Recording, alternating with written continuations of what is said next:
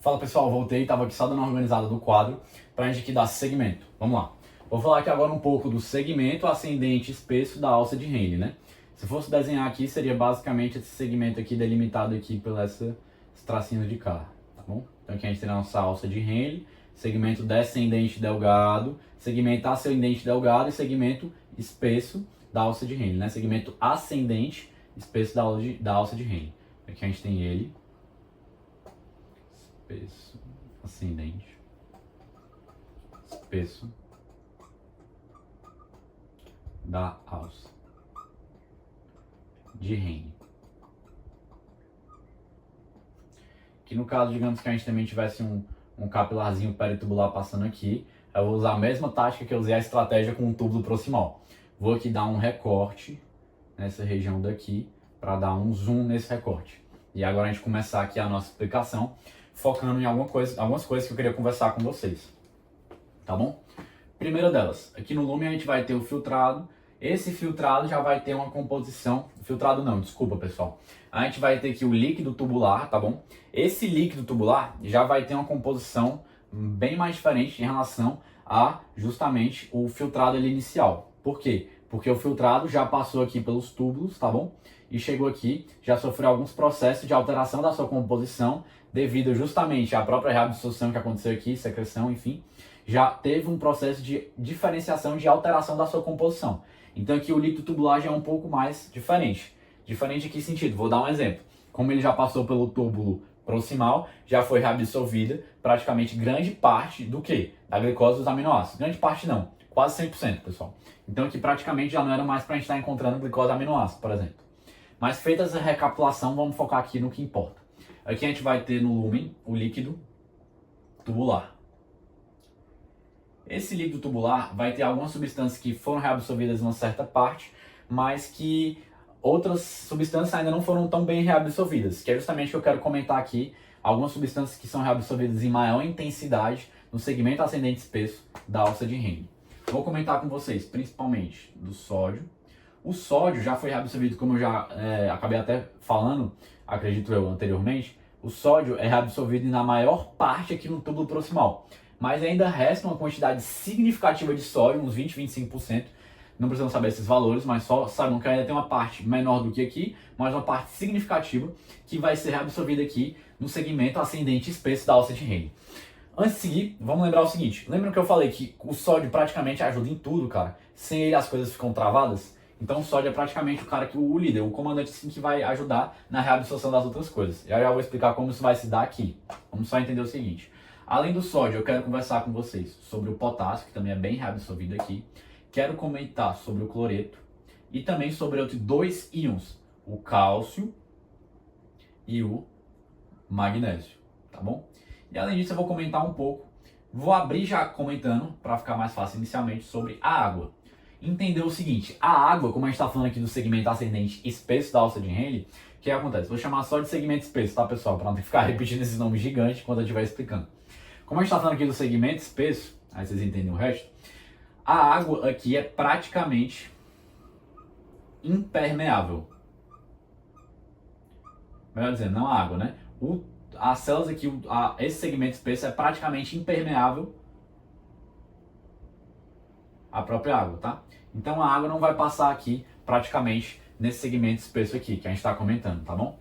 Então a água ela vai continuar aqui no lumen tubular. Então já vou até deixar aqui.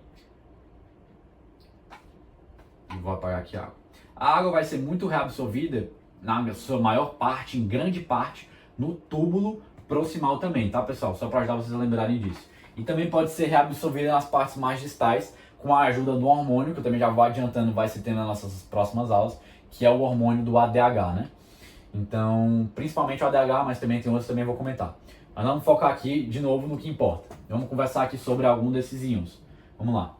Aqui, na membrana basolateral, só que eu não desenhei, pessoal, mas para falar que existe. Ainda existe, apesar de menor quantidade, né? Microvilosidades aqui no segmento espesso. Mas é uma quantidade bem inferior ao túbulo proximal, por exemplo. Mas só para lembrar para vocês também que existe. Mas vamos lá novamente. O foco aqui desse trecho da aula é o quê? Esses íons. Vamos entender o seguinte. Aqui na membrana basolateral, a gente vai ter aquela bomba Da mesma maneira que a gente tem a bomba ali no tubo proximal, que é a nossa bomba que é importantíssima, que é a sódio, potássio ATPase. O que acontece? Essa bomba vai estar trazendo sódio aqui para fora da célula e vai estar jogando potássio aqui para dentro da célula. Lembram disso? Então, aqui na célula, a gente vai ter uma baixa concentração de sódio. Então, esse sódio aqui do líquido tubular, que está aqui presente no lúmen tubular, vai querer entrar dentro da célula, porque ele está em maior quantidade aqui e aqui tem uma quantidade baixa. Então, vai ter aquela questão do gradiente. E aqui agora, a gente vai ter aqui o protagonista, eu diria o mais importante de vocês guardarem, então guardem de cor no coração. Essa bomba aqui, essa bomba não, desculpa pessoal, esse transportador, melhor dizendo, esse cotransportador aqui presente na membrana apical da célula epitelial. Qual o nome desse cotransportador? NKCC. Vamos mais uma vez entender os nomes, como eu gosto sempre de trabalhar com calma. N de sódio, uma letra N, então é um sódio. Potássio, K de potássio, uma letra N aqui nesse caso, né? Então, potássio. CC, C de cloreto. Vou deixar aqui.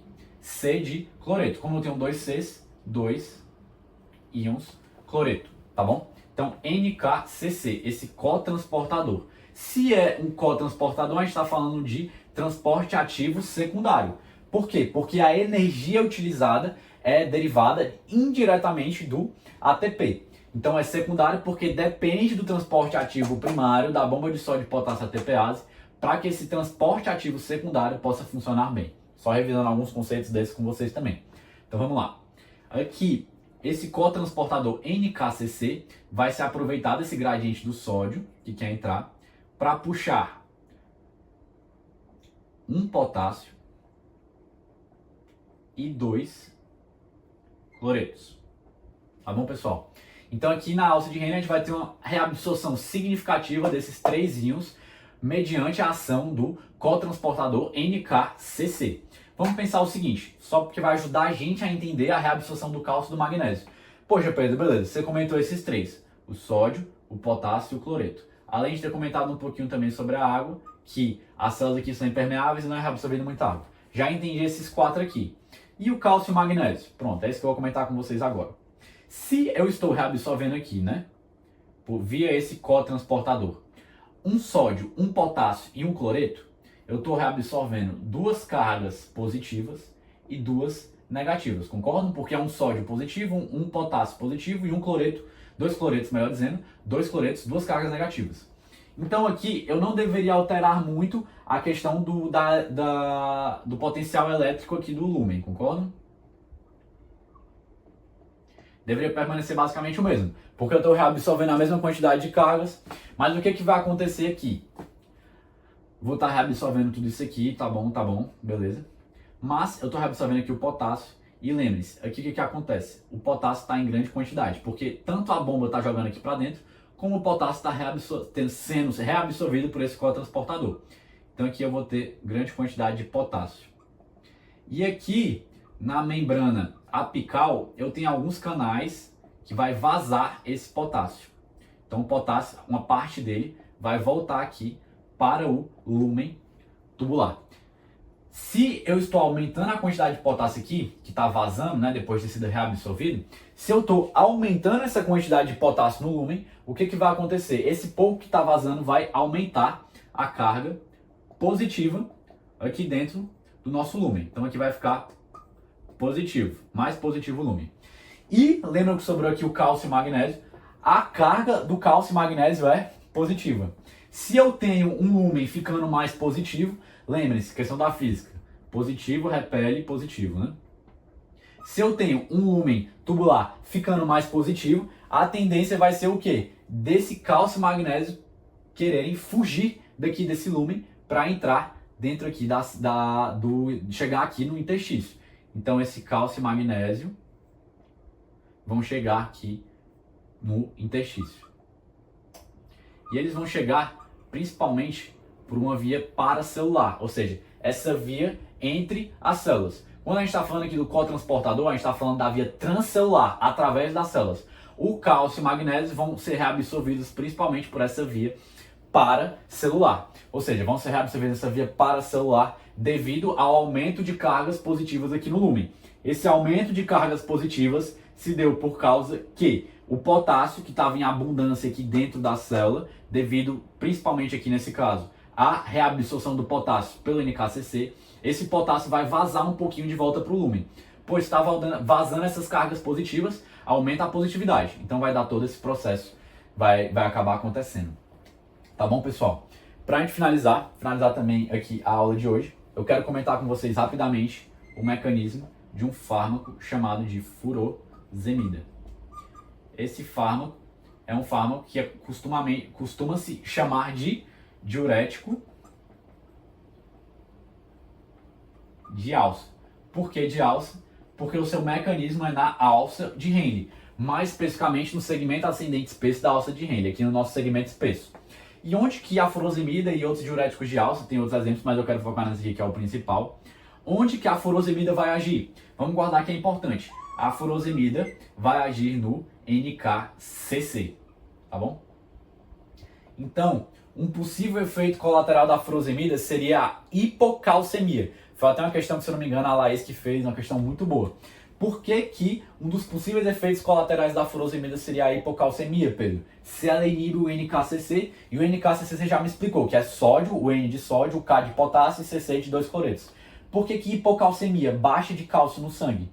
Porque o que vai acontecer? Se eu estou inibindo o NKCC, eu não vou ter esse aumento da positividade no lúmen. Se eu não tenho o aumento da positividade no lúmen, eu não vou ter uma reabsorção significativa do cálcio, por exemplo. Se o cálcio não está sendo reabsorvido, vai aumentar a excreção. Se está excretando cálcio demais, eu posso ter uma hipocalcemia, uma baixa do cálcio no meu sangue, porque não está sendo reabsorvido. Então, de maneira geral, esse aqui seria o mecanismo de ação da furosemida. É isso, pessoal. Então, show?